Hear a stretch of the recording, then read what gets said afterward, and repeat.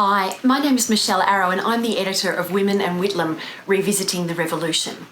50 years ago this year, the Whitlam government did something that no other government in the world had ever done. It appointed a Women's Affairs Advisor to the Prime Minister.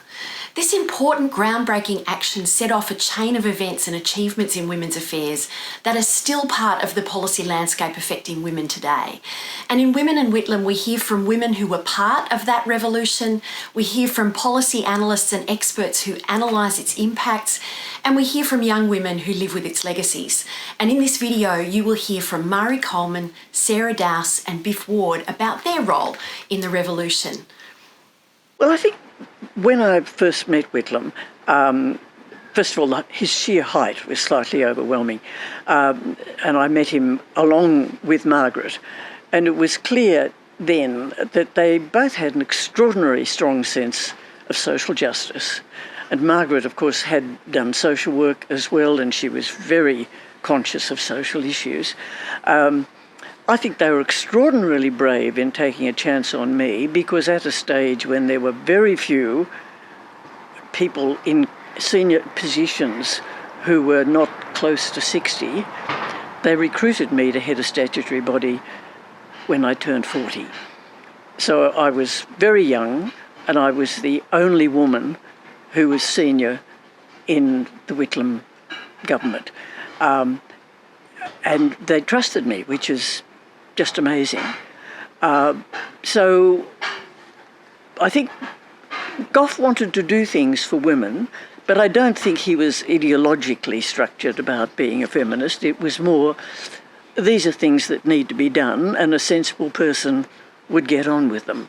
So obviously, one of the early things he did, apart from appointing Elizabeth Reid as the first ever women's advisor to a Prime Minister, and himself as the Minister for Women, was to ensure that the pill went onto the pharmaceutical benefits scheme. And just like that.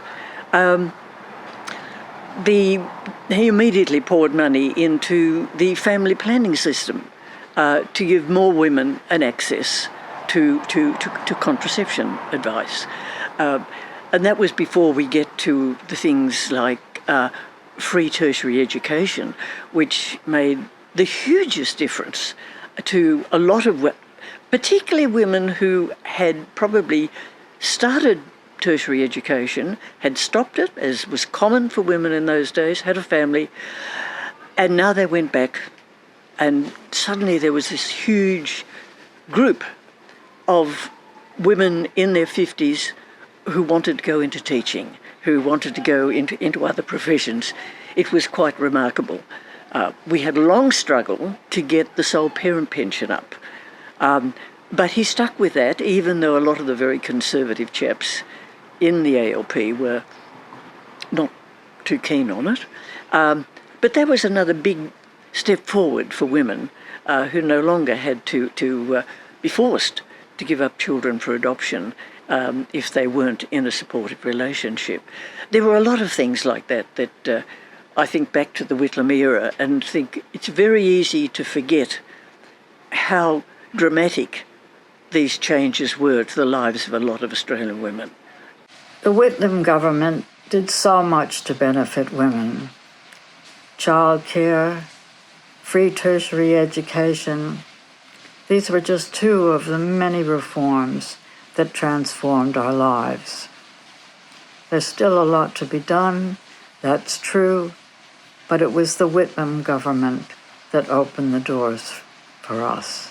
So apart from the amazingly marvellous free university education, which we all know about, I think the big thing that was achieved between the Whitlam government and the women's movement was literally that, a relationship built between them. So it was through the appointment of Elizabeth and then Sarah and so on, and the establishment of what became to be called the Femocrat positions throughout the government.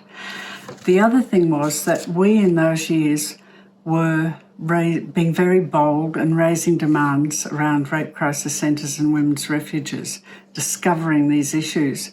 And I think the Whitlam government was quite bold in itself in how it responded to that and started to fund us.